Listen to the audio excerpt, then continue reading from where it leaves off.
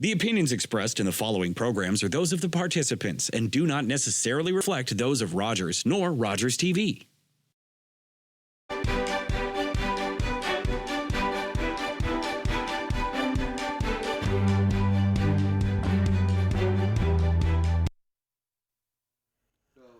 Good evening. Welcome to Politically Speaking on Rogers TV. I'm Dave Carr. I'm sitting in for David Sherman, who's unavailable this week. He's a busier man than you sometimes think, because they were calling for him on the open line on CFOS yesterday morning as well, on the Wednesday morning, and found out that he's not available, and I'm here because he's not available. Trust us, your regular host will be back next week. In the meantime, I have to me, frankly, the absolute delight of being able to sit and talk for an hour with His Worship the Mayor, Ian Boddy, the Mayor of Owen Sound. Hi, Ian. Good. I'm sorry. Hi, Your Worship. It's Ian. I also remember this from Bob Rutherford, who was talking to the Mayor of Miamisburg, Ohio, when we were first twinned. And he made the point of saying in the United States, they honor their mayors. In Canada, we worship them. Yeah.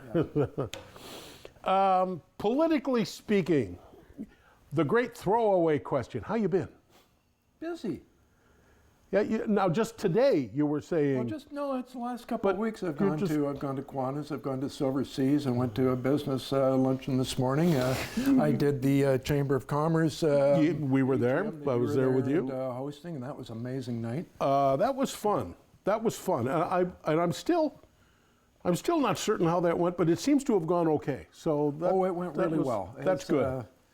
When you get to interview Larissa Urquhart versus the old mayor, it's pretty interesting. And she had great experiences and had great stories to tell. So that was a great night. I'm going to try to make this interesting, but I might. But that's up to you. Listen, I want to start, and I want to go back to a long session at your last city council meeting, dealing with the service review. If I saw anything out of that overly long session, it was that virtually every member of council was expecting a whole lot more than they got, and they felt unprepared to vote on recommendations that were put to them. And I'm sitting at home watching council on Rogers TV Monday nights at 5:30, although I tape it so I can watch it after supper. I was sitting there thinking, no offense, sir, but I was thinking, what a dog's breakfast this is. So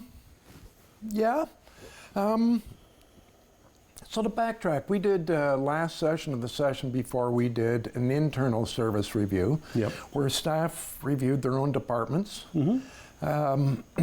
And naturally, as human beings, all have our pet projects and et cetera. So it was successful, but it perhaps wasn't successful in the long run, because things came back in that this time we used an external company, MNP.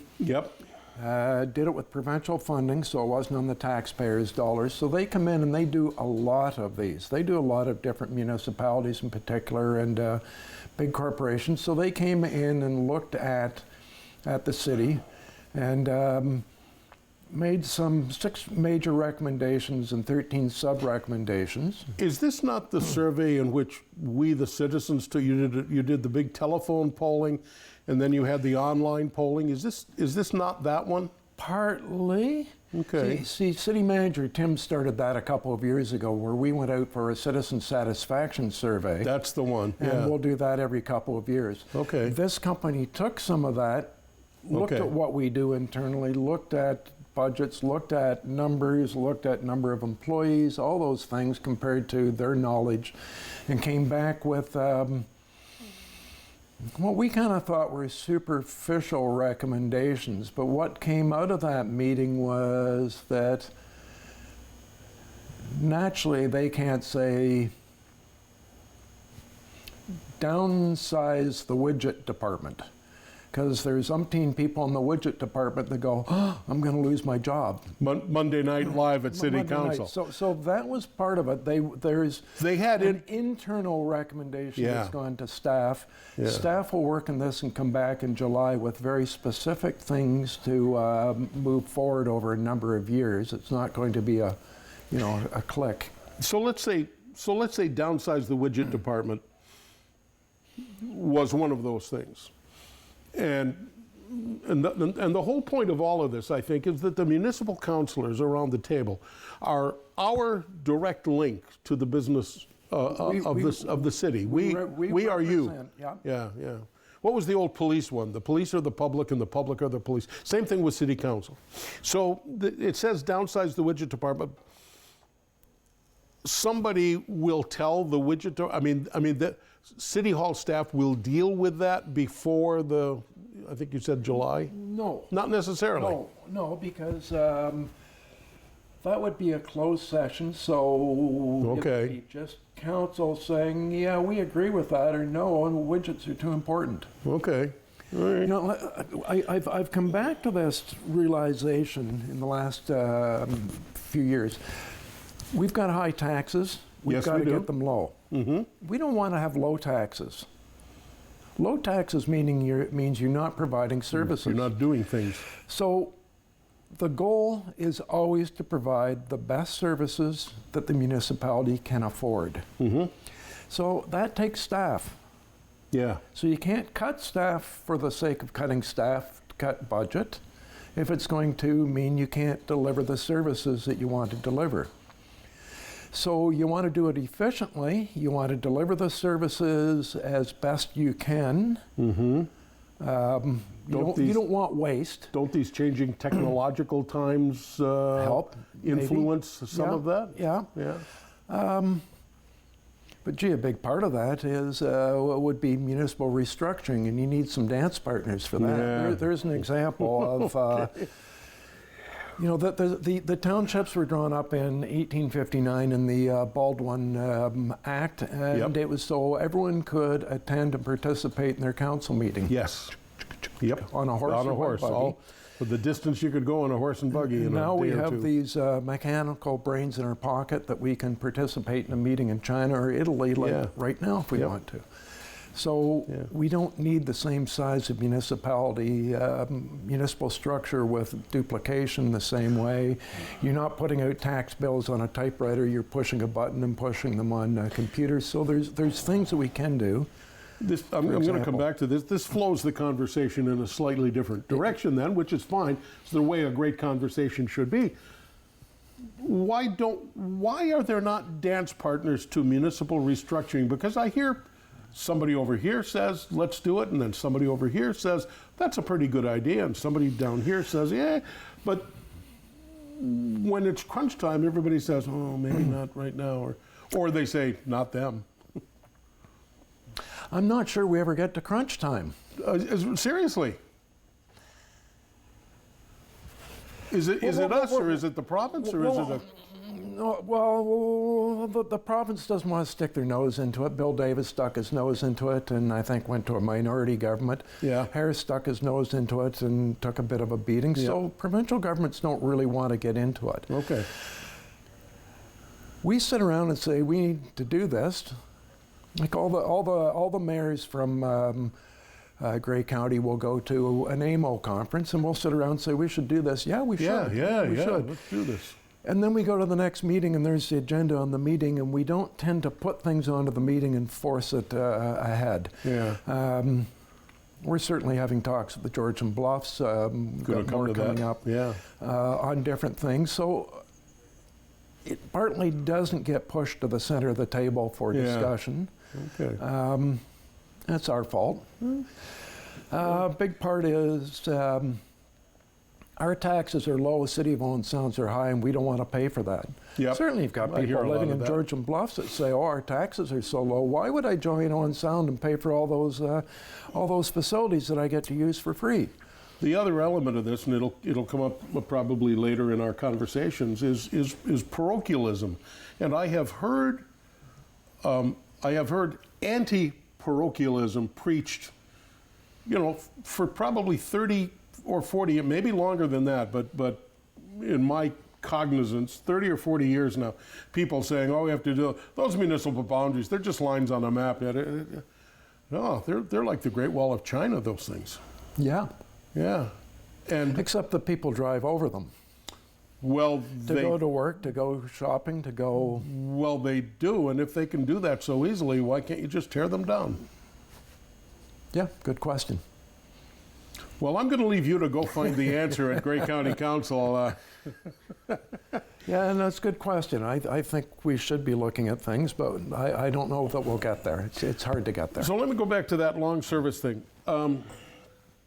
Is there any way that could have been handled better? Because it felt uncomfortable sitting and watching it on TV. It just felt uncomfortable. Is there anything that could have made it any better? And then I want you to take me to what's going to happen in July. Yeah, I think where we could have been better is we could have had better communication so we all knew where we were supposed to be when we got to the meeting. Okay. Frankly, we all knew by the time we got to the meeting what was going to come out of it. There wasn't, nobody, as long as every councillor read their agenda, they knew what was coming. So it wasn't, okay. But so far. But there's still an expectation that it was going to be different. Yeah, yeah. Not a two-step, but a one-step. And so we thought they would come in. And I guess it goes back to doing the last service review where we thought they'd come in and say something that maybe staff wouldn't be comfortable with, in a sense that where staff put it together before, there's maybe some feelings that, well, staff protected widgets, the widget department. Okay, yeah.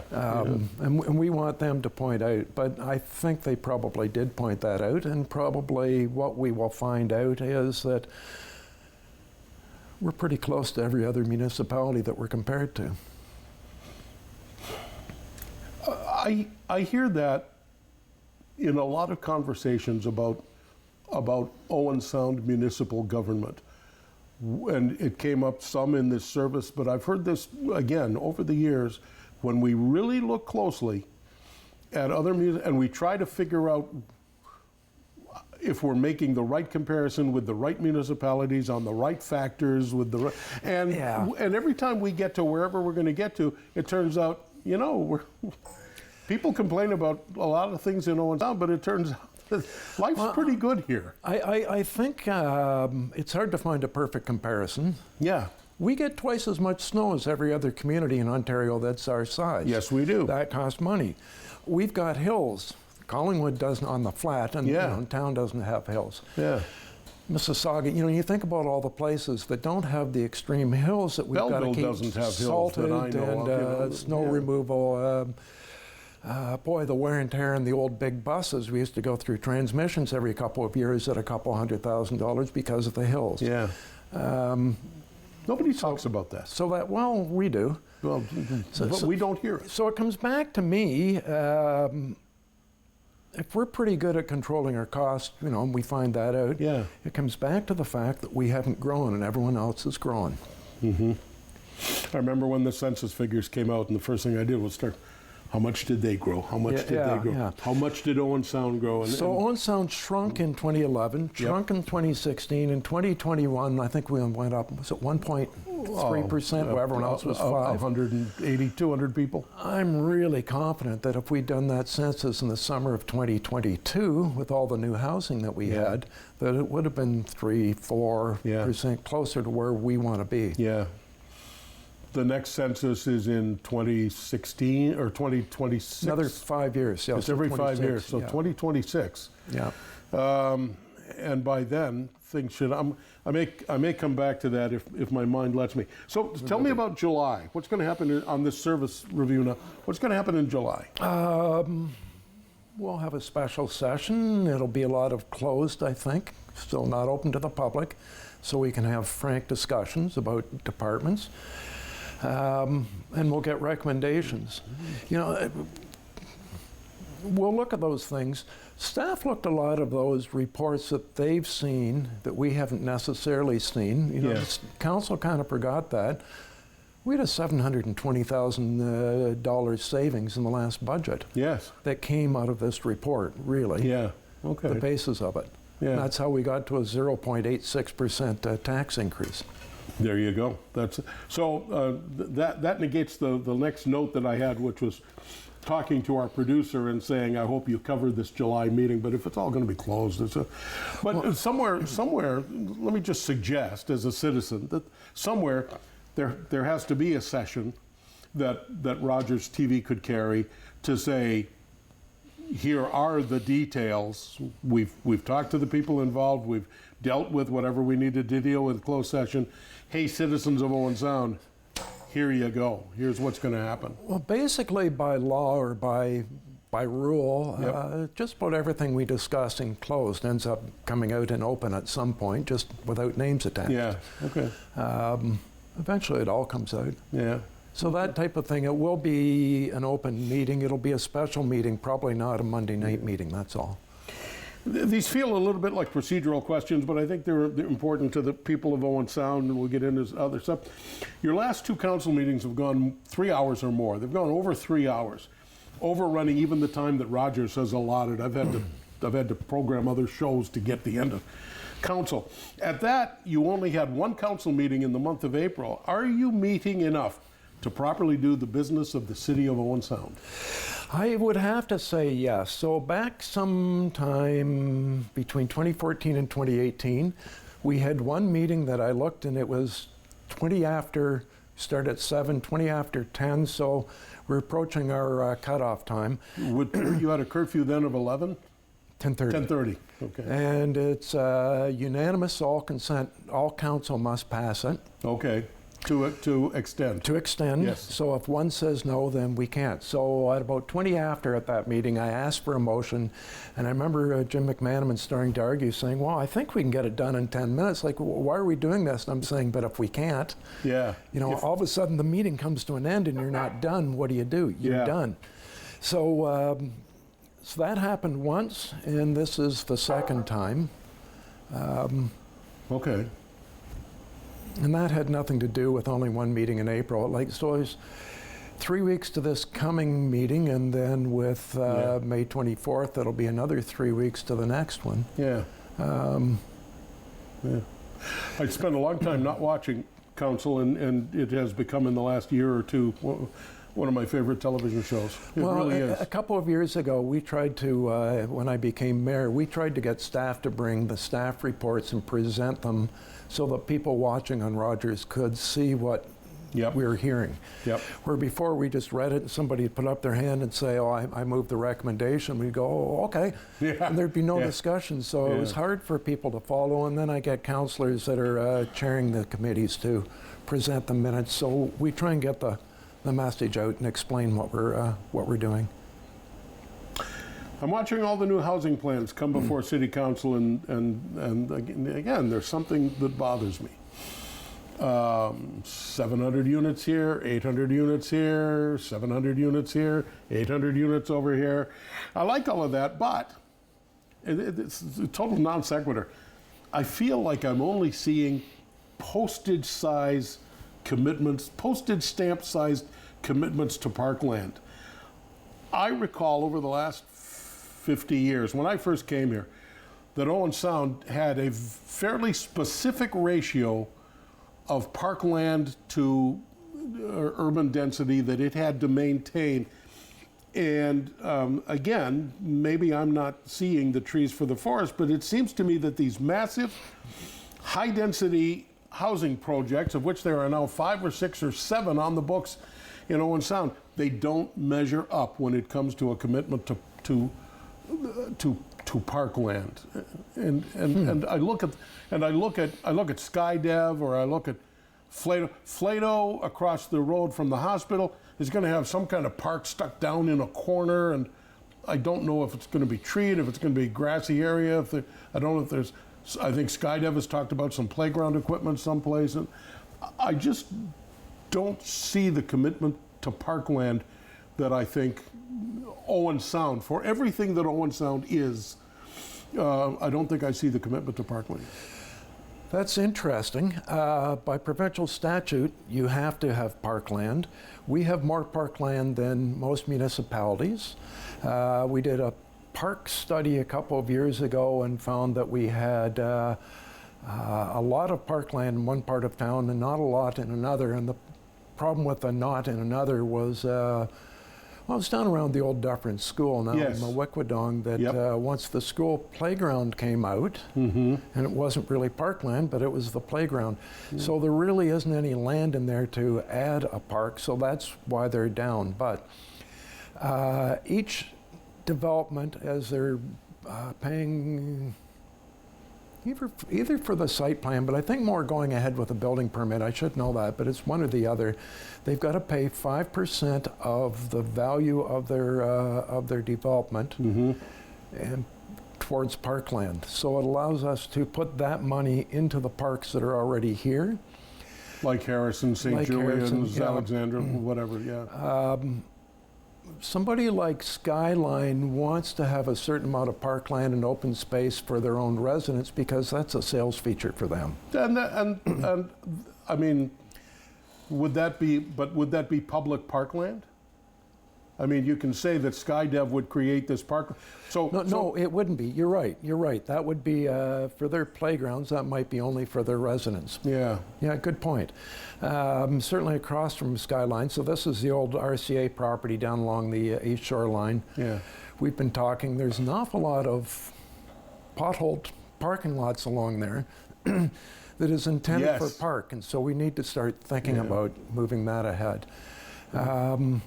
Does staff watch this show? Can I expect staff tomorrow morning to be scurrying to say, let's look at our parkland? No, I don't think I'm saying anything here that they haven't Okay. heard. Funny story, after when I first became mayor, I went on open line, Yep. and the internet at City Hall went down. 'Cause all the staff were tuning in to see, Yeah. what's this new guy going to say? So it's kind of, I kind of like that. I think now it's just they roll their eyes and, oh no, it's Ian again. You have talked on the open line about the fact that staff, and you have actually gotten messages in the middle of the open line from staff saying, no, here's what the story. Yeah. Yeah, I mean, to have that level of communication when you're in front of the public, to have that immediacy is fantastic. I'm going to come back to housing in a moment, but because I'm talking about parkland, where are we on the policy for the naming of parks?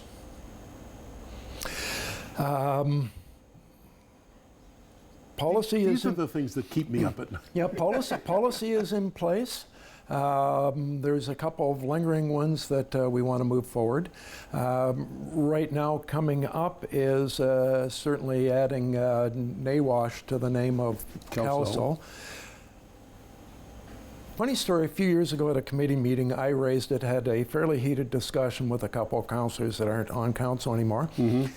And a couple months later, something came out from one of our co-op students in the planning department that labeled it Nawash Park, which was, So it appears that at some point the city has put the name Nawash Park on there and it didn't stick, it wasn't used, it wasn't made official, we don't know. But it didn't totally disappear. But it didn't totally disappear. Yeah. And given that that was where the Nawash village is, Exactly. We're moving towards truth and reconciliation and so much going on. We're recognizing, moving forward to have that recognized as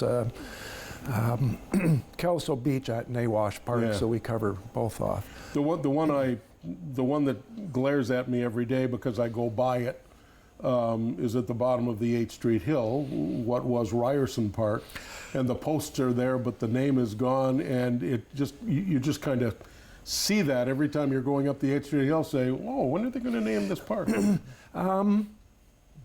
And how is this going to happen? It is still Ryerson Park, but it wasn't a council decision. Given some of the anger that was raised a couple of summers ago, I asked staff just to take the Ryerson name down while we rethink about it. Okay. And then it's gone, there's so much to do, such little time. It's gone into the pile. Well, We've got to come back to it.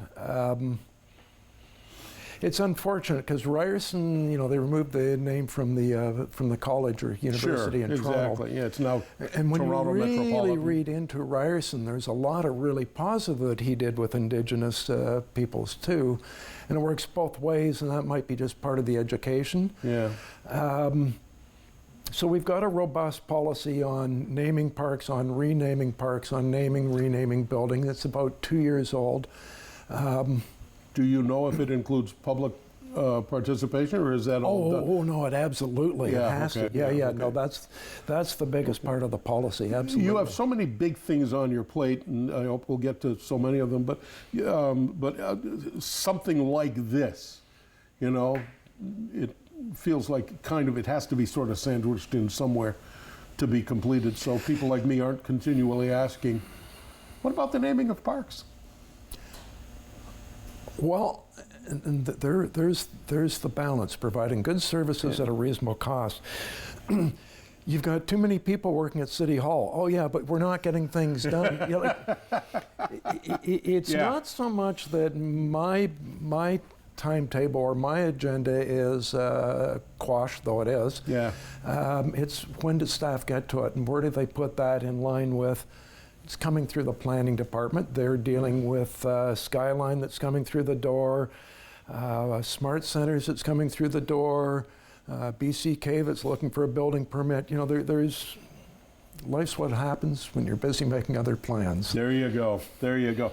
So on housing, when I talked to you and Richard Thomas I think it was October, in the mayoralty debate prior to the election, and I asked you, very specifically asked each of you, I said, when do you hope to see shovels in the ground? And both of you said, I would hope to see at least one of these, at that time 5 developments. I would hope to see at least one of these to have shovels in the ground by the time our 4-year term is done. So I'm working at the timing, because I think at the last meeting, you mentioned that Flato on 8th Street East across from the hospital is starting some earth moving. I see sticks in the ground, and I see, and it sounded like they might even have some foundations in this year. So am I? So ANPET, which is, what's in the corner there? Sun Life Building, the new Skyline, long-term care. Yeah. So between 10th Street and 16th Street, ANPET is in there doing their last part of their subdivision in there. Okay. Foundations poured.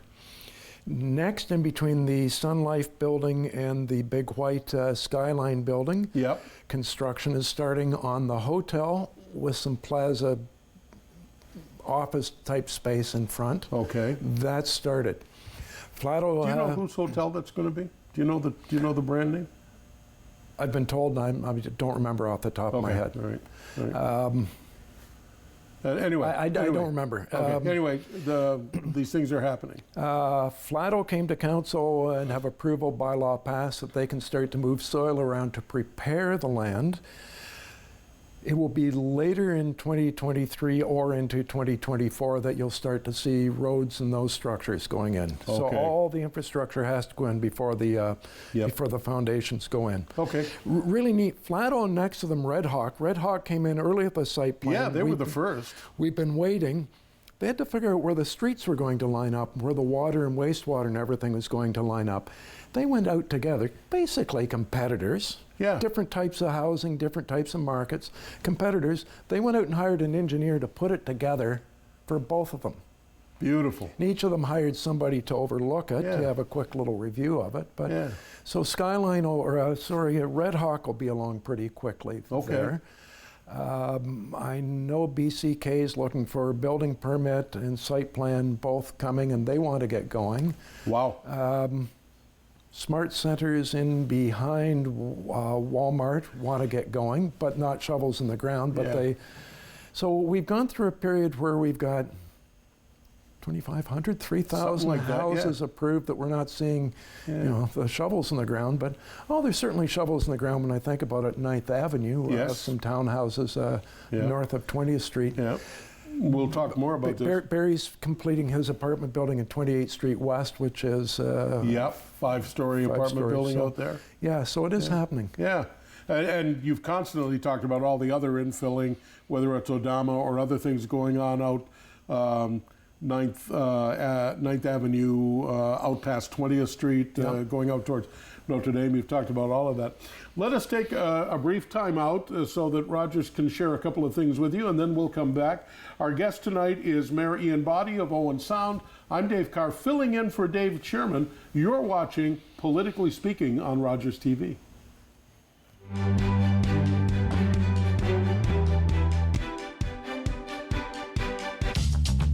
This program is brought to you by Ignite TV. Now you're in command. Visit Rogers.com for more details.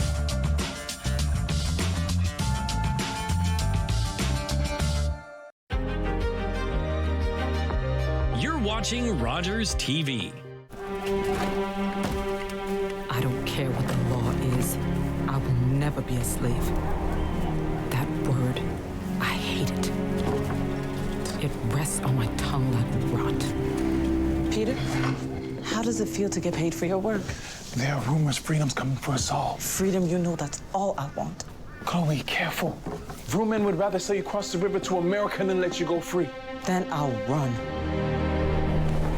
I've run before. Maybe this time for good. Just get her into a boat. No! Chloe? Chloe, no!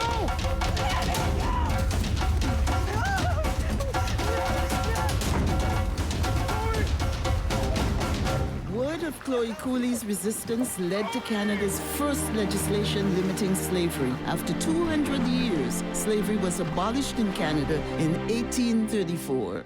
Every year, dozens of Canadians are killed or seriously injured because they take risks around railway tracks. Talk to your loved ones about rail safety. Visit StopTrackTragedies.ca.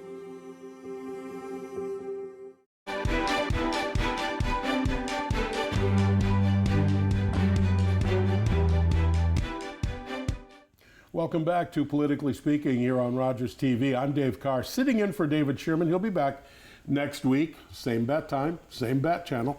Tonight I'm with the Mayor of Owen Sound, Ian Boddy, and we're talking about kind of a variety of things. I have 3 or 4 pages of questions, so I want to pause in my stuff because people like the mayor, people in these jobs, always have other things that are going on that none of my questions are going to cover. Or maybe you can negate all my questions and we can go home early. But I'm going to turn this over to you to ask what's on your mind.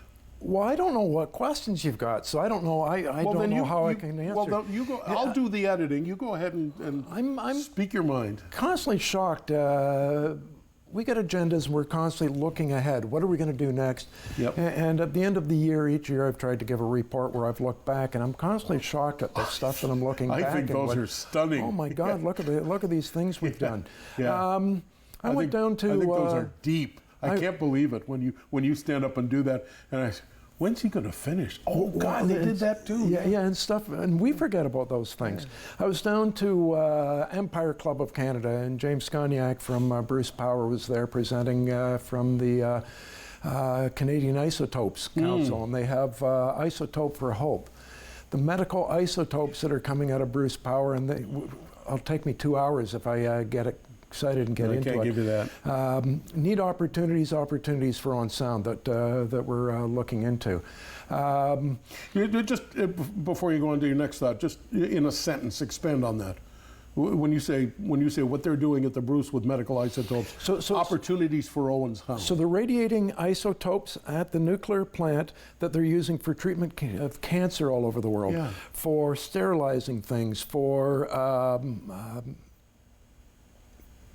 analyzing, that's not the right word, but X-rays. Yeah, lab work, all imaging, those types of things. And they're able to produce more isotopes, and they are probably a world leader. They're a world leader of lutetium. You need to get, or Dave needs to get somebody from Bruce on. It's really fascinating stuff. But they're going to need someone tracking somebody from Bruce Power. Tracking research. that's going on around the world, and the whole systems, and how do you become more efficient. And these are big things that Bruce Power's interested in. But Bruce Power, we might see somebody from Bruce on HealthLink actually right here on Rogers TV. Oh, it'll probably be good. But there's Bruce over there, and there's the hospital the isotopes are going to over there. Where's Owen Sound in the middle?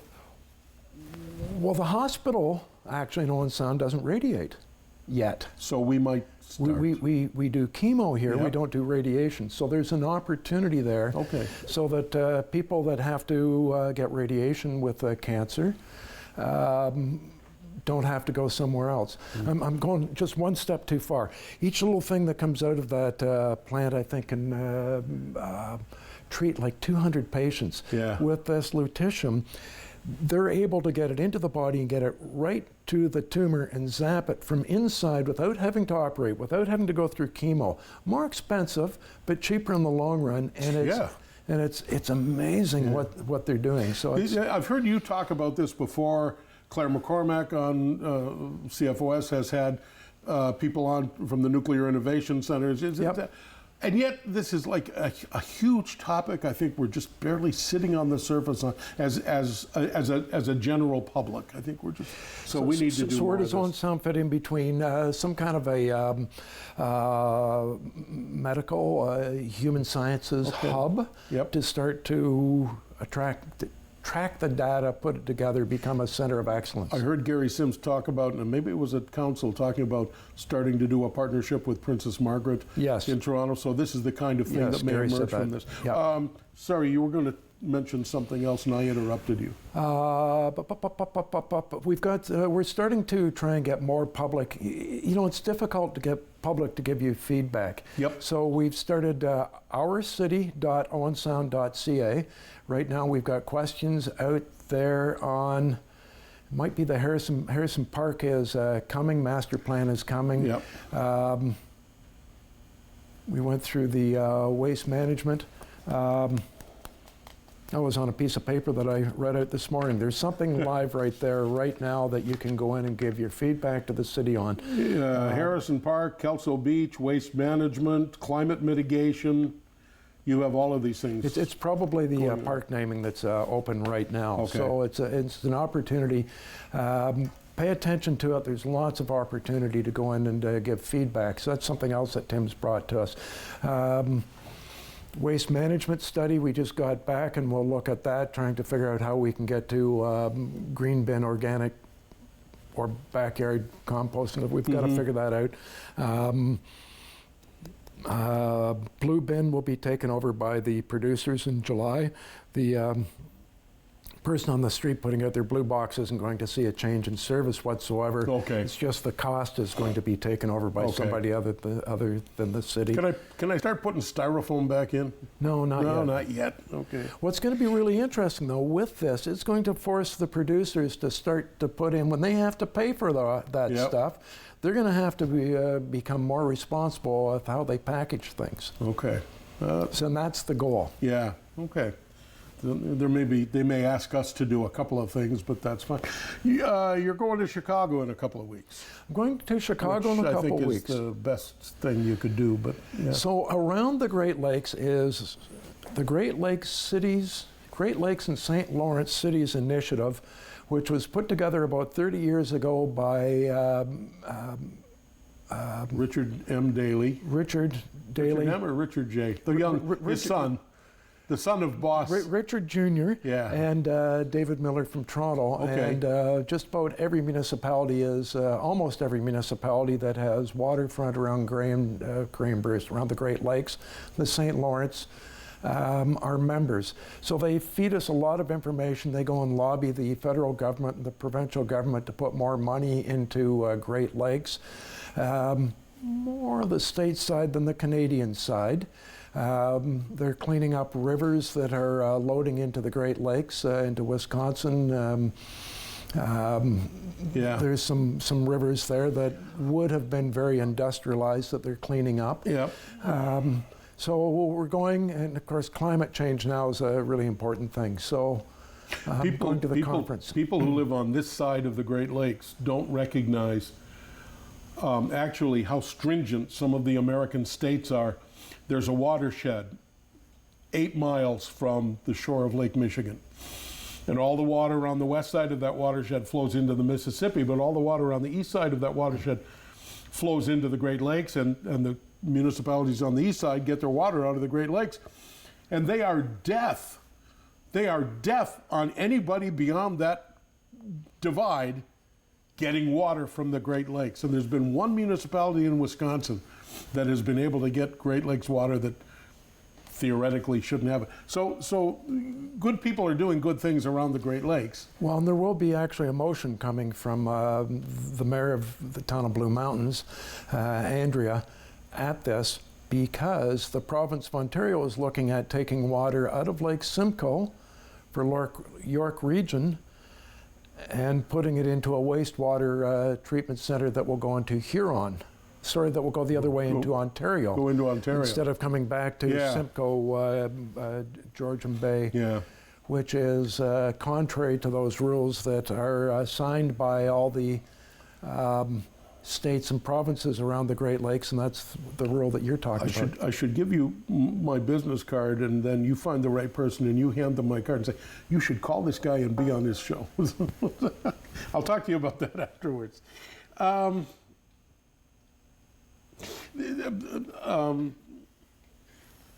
There's 2 new housing developments, one right behind Chapman House, the hospice, the Walmart Smart Center, and then there's another one out across, I would say, well, out past Value Village, kind of a triangle-shaped piece of land next to the rail trail, the old CP rail line.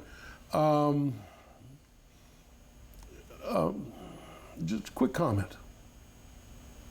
I mean, these things keep popping up in this density, and I hear people talking about where a kid's going to school. I heard you say, we did tell the school board about that.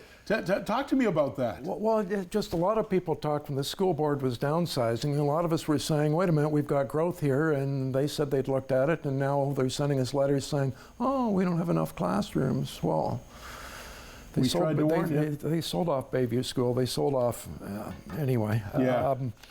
So it will be apartments and townhouses going in behind the Walmart, or in beside the hospice, back into that corner. Eventually the 10th Street extension will hook up with housing that will be in behind Winners, on the back of Heritage Grove property.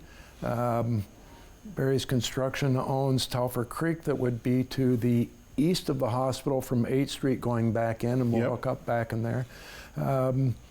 Smart Centers is a pretty big company, and they tend to build quickly. Okay. They're keen to get going. Are they going to be first? You've got all these. I mean, you've got 7 or 8 at least of these urban development balls in the air right now. Well, and here's the fascinating part. Before 2014, you had none. We had one local builder. Yeah. And now we've got interest from an investment from other areas, which we're on the map for development now. What does that tell you about Owen Sound when a Flato or Flato, when they come to Owen Sound, when SkyDev, who has been here on the other side of the, what does that tell you when they come to the city of Owen Sound, which has seen lowering census numbers? What does it tell you when they show up and say, we want to build? Do they know something that we don't? Oh, they know what they're doing. They don't do it if they can't turn if they can't turn a profit. They don't do this for free. In the past, there wasn't maybe as much opportunity to turn a profit as there was on their property in Mississauga. Naturally, they could get $80,000 down or $50,000 down and build it in 3 years and move forward. It's really interesting talking to Shankar Ramatula that owns Flato. $5,000 down, $1,000 a month. He hopes to get them to $60,000 to $80,000 by the time he builds. Yeah. So he's giving people an opportunity that will never come up with $80,000 on their own. Yep. Yeah, it's a way of getting into the market affordable. Yeah. He'll do some townhouses that are back to back, so they Yep. take up less land. Yep. You're only, you're not insulating as many walls the same way. You don't have as many exterior walls, I guess Yeah. I should say. So it's an opportunity for people to get into the market, which is a brilliant thing. But here's the neat thing. He's got 265 units for Yeah. his first phase. Yeah. He told me he's got about 100 of them Yeah. with a little sticker on them, pre-sold. Yeah, pre-sold. Most of them are in Mississauga and Peel. And so he said, well, Mr. Mayor, They're you're coming. going to have to find these people jobs. Jobs. Boy, oh boy. Yeah. Isn't that what I want to hear? That's what you want to hear. Yeah. I'm smiling because I go back to something that you said earlier. Where are they going to put all their snow? Yeah. Well, I'm just going to leave that question hang. What can you tell me about a variety of issues you're talking to Georgian Bluffs about? Well, they're interested in water for Potawatomi Estates for sure. When we decided we were going to close and limit people using our yard and garden waste yard. I want to talk about that. They're having a vote apparently. They're having a vote, so they want to move ahead with that. On paying for access. Potentially it could be transit going out to the stores that are paying taxes to them. Yeah. Potentially we could have rec agreements back on. We work very well, obviously work very well on the North Grey Union Public Library. Yep. Obviously we work well with them on fire. Yep. For not automatic aid, but municipal aid. Yeah, back and forth. Mutual aid. Yeah. Mutual aid. There we go. Aid, yeah. So when they're short or we're short and have a big fire, then we're backing each other. So that works. So it's just trying to build those little things that work and keep adding. You're not eligible to get grants for doctors, but Georgian Bluffs would be, but Georgian Bluffs can't. Correct, unless their doctors can't be in Owen Sound. Their doctors have to be out there. Same with Chatsworth. A doctor to get grants, for the municipality to get grants to attract doctors means the doctor has to practice there. This is regional. Yeah. So in Timmins, somehow they made it work where it's regional. Yeah. But for Owen Sound, the minister couldn't make it work. I presume you had this conversation at AMO and Roma. We went knows down where to else. AMO, and Georgian Bluffs Mayor joined us Yeah. in support. Chatsworth Mayor wanted to, but he got caught up in something else, so he Appreciate would that. have been there. We were there together, made a presentation. We got a letter back from the minister in response that will be in the agenda package at council's meeting next Monday. Thank you. I encourage people to go and look at it and see if you come up with a better answer than I did. But basically, I think the answer in it was, no, we're not going to do that.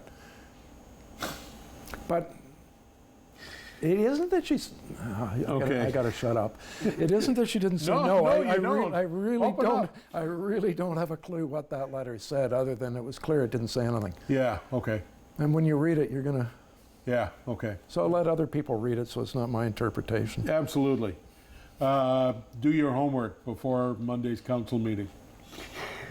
Last week was the 6-month anniversary of this council's election. What's your early assessment of how you're doing? Of how, not how you're doing, how it's going? This is a slightly different thing. Well, naturally, it's a different personality. It is. And it was the turn 4 years ago. Yeah. I like this council. I've got to be careful, but when you look back to some of the councils in the past, within your lifetime of being around here, that's a broad enough, yeah. They certainly haven't been as strong as the councils I've had the luck of dealing with. You have had 2 superb councils. 3. 3. You've had 3. Yeah, because we had councils. Peter, Jim, and Arlene that first term, yes. and really good councillors. Yeah. And this term's the same. You got some pretty bright people there that are concerned, that bring in different points of view, and You have 3.5 years to go, but already in the first 6 weeks, things seem a lot less rancorous than your last council, as strong as it was pretty tumultuous. Oh, not as bad as our council was from 2010 to 2014, I don't think, for... Okay, all right. Well, maybe there we're just... Okay. We never settled in anything that term. Yeah.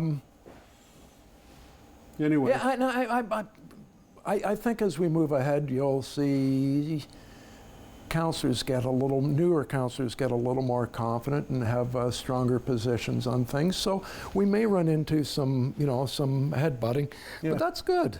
That's healthy. That's always healthy. You don't want one opinion from 9 people. Nope. You don't want a yes council. You don't want one really strong person that's sort of dominating others and they're afraid to vote against them. You want 9 different opinions that line up and everyone voices their opinion and you come to a consensus. At the end of the last term of council, one of the huge issues, I think it was an issue in the election, was the moratorium on development fees. You are now half a year into your first council. Where are you? Because I don't believe I've heard anything. It came up at the last corporate services meeting, I think, or was it council? I think it was corporate services. So it's coming up. We'll review it again. Okay. At the time, we believed, and The last I heard. I think we made the right decision based on the information that we had the last couple of times that we looked at it. And we'll make a good decision with a new council for the next 5 years. It sounded like the leaning was that you would bring back development fees for housing. You would waive development fees theoretically for affordable housing, attainable housing. If somebody wants to build affordable housing in Owen Sound, which I mean, who in all of these things that we have right now is building affordable housing? That's the thing that doesn't ever keep coming up. Out of the 500 new housing that came on the last couple of years, 22% was affordable. Okay, all right. But that was the last leaning I heard, that development fees for sort of regular housing, but maybe waiving the fees for affordable attainable. So that's the way they are right now. So anything that is going to be rental built, we're waiving the fees on, the same as at the county. The province is pushing that forward with the Bill 430, whatever it was, 230, whatever it is. And quickly I've forgotten. 23? Build better. That it went build through, better houses. went through build houses better. Bill 23. The demon bill. Yeah. So they put in that we've got to waive those anyway. But what we're likely to do is, I think we could be charging up to $18,000 per rental or per housing unit now, and we're charging about $8,000. So we will move that up. I think. Well, council will decide that, but it's back on the table. Okay. Gets reviewed every 5 years. Okay. It seems to me now that every time you're on the CFOS open line, which is almost monthly, which I think is just the best thing going, that you do that. Traffic regulation is an issue. The last time you were on was a week or two ago. Boom, there they were. First of all, isn't it just going to get worse with all of these housing units coming online? Never mind continuing development in Georgian Bluffs, in Meaford, out at Cobble Beach, which I guess is Georgian Bluffs, but... Dave, I can remember my dad was the chairman of the planning, I'm going to say commission. Yep, that's what it was. Late 60s, early 70s, and they took parking off of 10th Street to allow more traffic to go through on 10th Street because traffic was awful. For my entire life, we've debated lights on 10th Street. And at times we've had them right, and at times we've had them wrong. I don't think we've got them right now, as I hear every time I go on open line that we don't have them right, and I get it. But the expert said. So I think my children, my grandchildren, if there is such a thing and they're living in Owen Sound, we'll be talking about 10th Street traffic. One of your children is going to be on the Traffic and Transit Commission. The RCMP musical ride. Cool, eh? Well, yeah, but inside the Bayshore? Weatherproof. They do inside shows all the time. In fact, they must rehearse indoors in Regina all the time. They have to. But on a hockey round, I would have thought rehearsing in Regina. I used to go to those when I was a kid. Rehearsing in Regina, I seem to recall it was bigger than a hockey rink. So. It might be. They know what they're doing. It's weatherproof. They can do 2 shows. Rotary's promoting it. The only reason it came in front of council is because we got to figure out ice goes in for the attack training camp, doesn't get painted, comes back out, put this event on, sweep up the sand and get it back out. So RCMP's 150th anniversary. Yes. A neat piece of history. One of the first RCMP leaders on the prairies and the Klondike Gold Rush was Sam Steele, who trained as a member of the Grey Regiment. I did not know that. He was born close to Barrie and came through here and signed up to go with the Northwest Mounted. My oldest brother is RCMP for 25 years. His first post was Fort McMurray. He spent most of his time out at Fort Mackay where the Indigenous were. Just had an amazing experience dealing with people, and yeah, it's wonderful to celebrate that Red Surge. They've taken hits over the years, but overall, they've kept the peace. You know what? They take hits when they're in the blue and when they're in the brown, but when they're in the red, that's pretty special. That's Canada. Yeah. That's Canada. I'm going to come back to the compost site just one last time. It seems to me that if you have and this is just me speaking as my wife and I use that place, I think it's the best thing going in Owen Sound. It seems to me your issue is not with people, but with companies. And if some guy from Georgian Bluffs or from Meaford or from Chatsworth wants to bring his lawn waste and contribute to what the city's going to use for its parks, and if he wants to take a bit of wood chips or compost, you know, not with a backhoe, but with a spade and do some.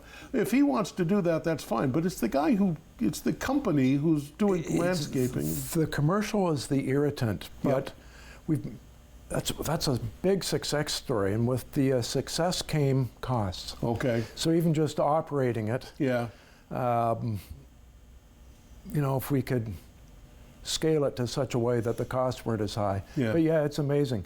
It's we get tree trunks and you get big things dropped off too that we can't really do much with. Some of them might be at the city. They've been at the back there for a couple of years now, and I don't know who's ever going to. Well, and somebody suggested that we go to woodworkers in the area that might want them.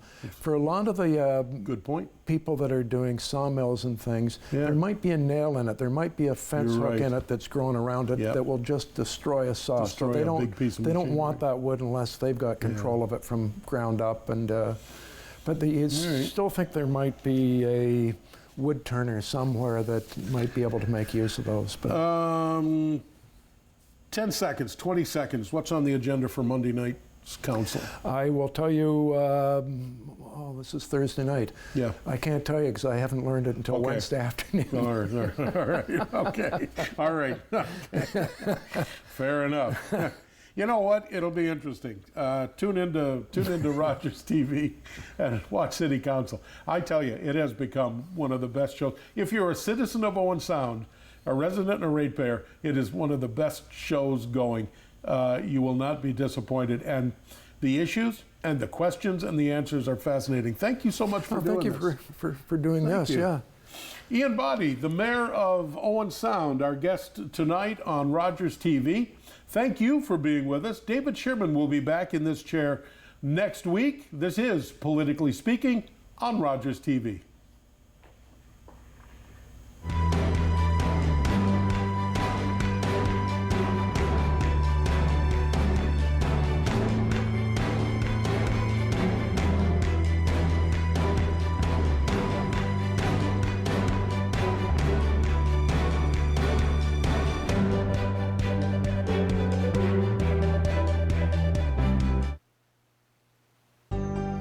Call the Rogers TV viewer response line, email us, or connect with us on social media.